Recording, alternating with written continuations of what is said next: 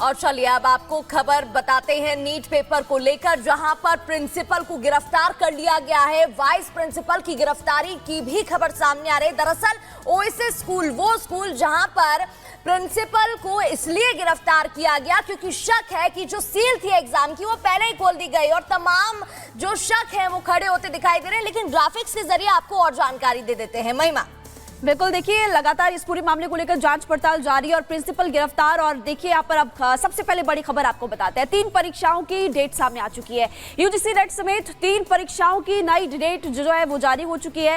NCT exam की बात करें तो 10 जुलाई को ये एग्जाम करवाया जाएगा, ये इसकी नई तारीख सामने आ चुकी है। इसके अलावा ज्वाइंट CSIR यूजीसी नेट परीक्षा 25 से 27 जुलाई के बीच होने वाली है, ये भी एग्जाम की नई तारीख है। फिर 21 अगस्त से लेकर 4 सितंबर के बीच यूजीसी नेट JRF का जो एग्जाम होता है पोस्ट ग्रेजुएशन के बाद, वो एग्जाम तब होने वाला है। इस बार सभी पेपर पूरी तरह से ऑनलाइन किए जाएंगे। हालांकि पहले भी ऑनलाइन होते थे, लेकिन उसके बाद प्रणाली को चेंज किया गया और इस बार ऑफलाइन एग्जाम करवाए गए थे।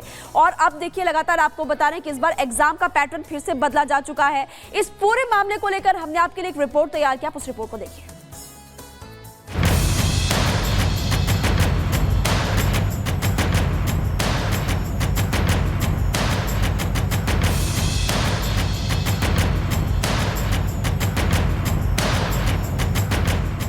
नीट पेपर लीक मामले की जांच जैसे जैसे आगे बढ़ रही है, पेपर लीक में शामिल आरोपियों की तादाद लगातार बढ़ती जा रही है। हर दिन एक नए आरोपी का नाम सामने आ रहा है। हजारीबाग के प्रिंसिपल एहसान उल हक के बाद वाइस प्रिंसिपल इम्तियाज आलम को सीबीआई ने गिरफ्तार किया है। ओएसिस स्कूल के प्रिंसिपल को भी सीबीआई अपने साथ पटना लेकर पहुंची है।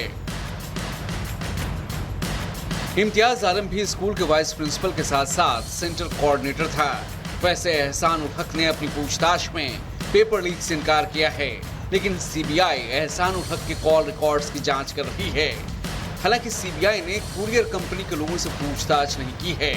दरअसल सीबीआई की टीम सीसीटीवी फुटेज खंगालने में जुटी है। वहीं सीबीआई ने जमालुद्दीन नाम के शख्स को हिरासत में लेकर पूछताछ की है। बताया जा रहा है कि जमालुद्दीन भी पेपर लीक गैंग के संपर्क में था। पेपर लीक मामले में पुलिस मुजफ्फरपुर से भी सुराग निकालने की कोशिशों में जुटी है, लेकिन अब तक सफलता नहीं मिली है।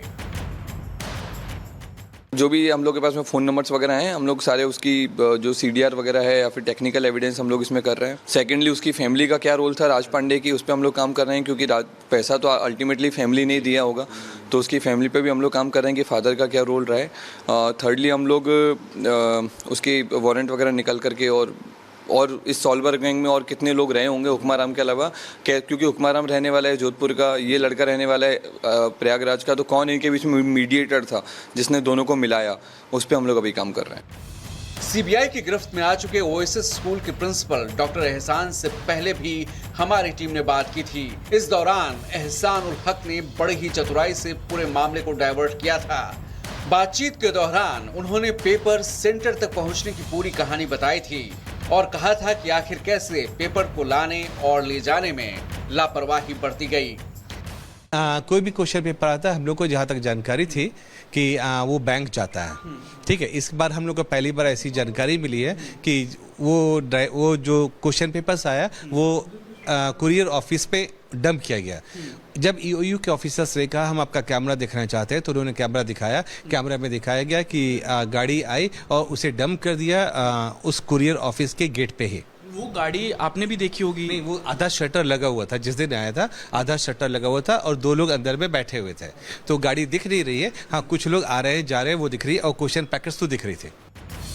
मुजफ्फरपुर से भले ही अब तक पुलिस को कुछ हासिल न हो पाया हो, लेकिन मुजफ्फरपुर के स्कूल से नीट परीक्षा के दौरान एक मुन्ना भाई पकड़ा गया था।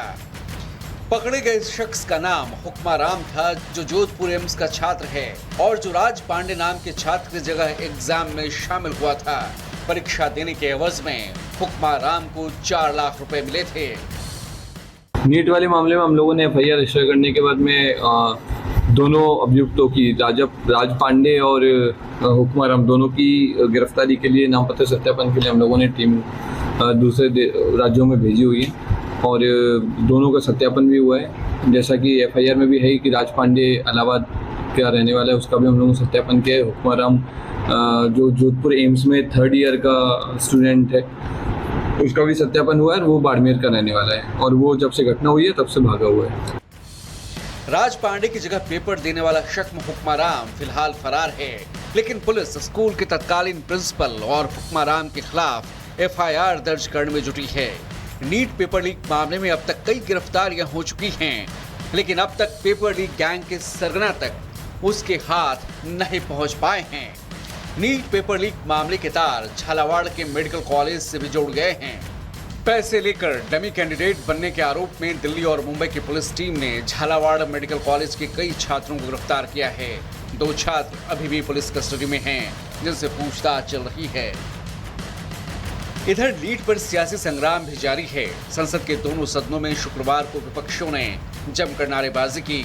पीठासीन समझाने की कोशिश करते रहे, लेकिन विपक्ष नीट पर चर्चा की मांग पर अड़ा रहा।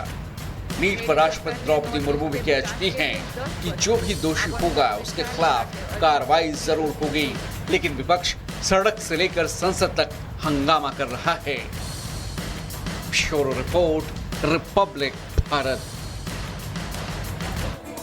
और चलिए बात करेंगे मौसम की, क्योंकि पहली बारिश में दिल्ली डूब चुकी है और लोगों का बुरा हाल है। पानी की वजह से आप पिछले सारे रिकॉर्ड टूट चुके हैं। पिछले 88 साल का रिकॉर्ड टूट चुका है।